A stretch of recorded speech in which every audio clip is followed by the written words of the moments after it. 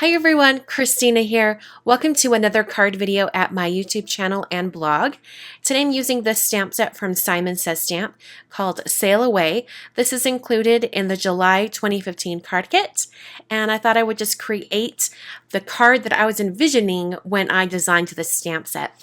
So I've actually done quite a bit of stamping, and what I'm doing is I'm stamping and embossing in white embossing powder on top of some Strathmore watercolor paper. This watercolor paper is cut to 5x7 right now. I'm going to watercolor it while it's this larger size and then eventually cut it down.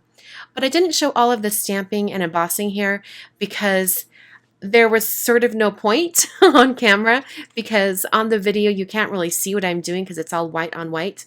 But as I start watercoloring it, it will reveal the design and you'll see what's going on.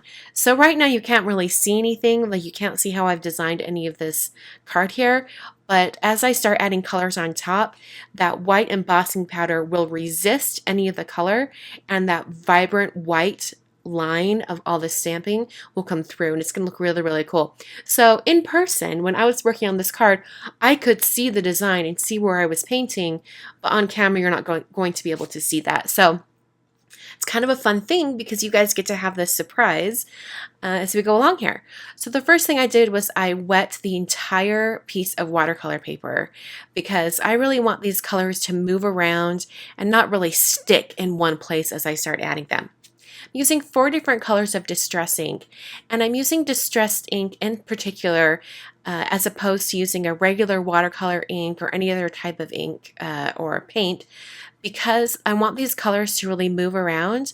And I'm also going to be doing one of my favorite things, which is adding water droplets on top of dried distress ink to get more of a dreamlike feel to this entire scene. So I'm using distress ink because I have that vision in my mind from the very beginning of this card. So like I mentioned before, this is the card design that I was thinking of when I designed this stamp set. And some of you might not be familiar with the stamp sets that I do for Simon Says Stamp, but I do design stamp sets for them, including the ones that are in the card kits most of the time. There are a few card kits where I didn't do the stamp set, but for the most part I get the opportunity to design the stamp sets for the card kit. So it's a really fun aspect of what I do as part of my job. And a lot of times when I design these stamp sets, I have some sort of card in mind. And this is the scene that I was really thinking of when I was designing the stamp set. I wanted the wave border stamp along the bottom with the sailboat and then a couple clouds, and then that sail away with me over top of those clouds. I really like the sentiment, the really loopy writing of sail away. I think it works well with these outline clouds. And I really wanted to do a soft watercolor background over these outline stamps because I think it looks fantastic over outline stamps. You can definitely do this with more solid stamps, but this kind of like really loose watercoloring technique is awesome over outline stamps. So I'm going in and just adding a bunch of color. I don't think I mentioned which distress ink colors I'm using. I'm using Tumbled Glass, Salty Ocean, Peacock Feathers, and Chipped Sapphire. And I'm really trying to get those colors moving. I want to make sure that the darker areas cover all of those stamping lines because I want to make sure it's legible and you can read everything. So after my initial watercoloring, I dried that, and you'll notice that the intensity of the color really drew back. But I really love that look, but I also wanted to add some of that intensity back in, and I also wanted to add a little bit more of peacock feathers because I kind of lost that greenish tint near the bottom of this scene here, and I wanted to add that back in. So I just painted this back in going dry. I didn't re-wet the surface, but I did bring in some water along the edges of that painting just to soften that edge a little bit. So I dried that one more time, and then I'm going to do that water droplet technique, which I've used a ton in the past. If you guys have seen my videos, you knew exactly what was going to come up. You knew what I was going to do. And I love doing this because the look is just amazing. And it's something you can't really get with other watercolors or other inks. I've tried it with a couple other inks and even with traditional watercolors, and you do get somewhat of the effect, but it's not nearly as intense or cool looking as when you're doing this with distress ink. Did want to mention that as I was painting, I had my board at a tilt just because I wanted those colors to move a little bit more. And also, when I put these water droplets on, I let them sit for about 30 seconds. So I'm using a paper towel just to sop that up, and it pulls out all of that color and sort of bleaches the distress ink underneath. I just think it's so cool. So I dried that and also cut it down to a standard size card, which is A2, 5.5 by 4.25.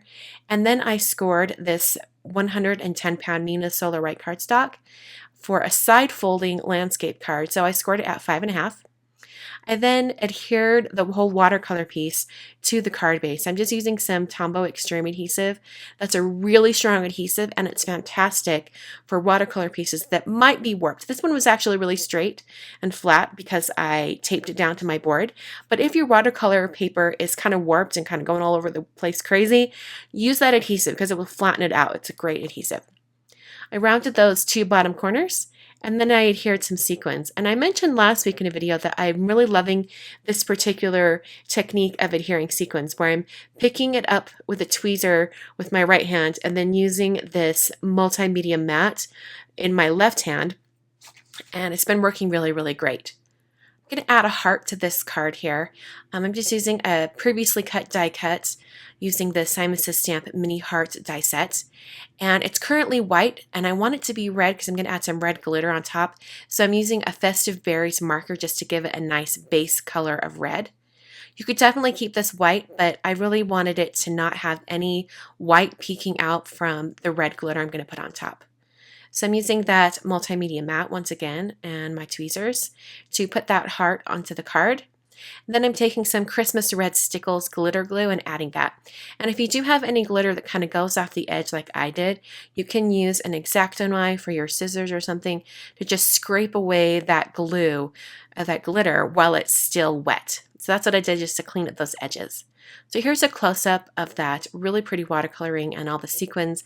I think the sequins are the perfect finishing touch for this card, and I couldn't resist adding that red heart. It's still a little bit of that nautical theme. So that is the card for today. I hope you guys will check out the card kit, and thanks so much for watching.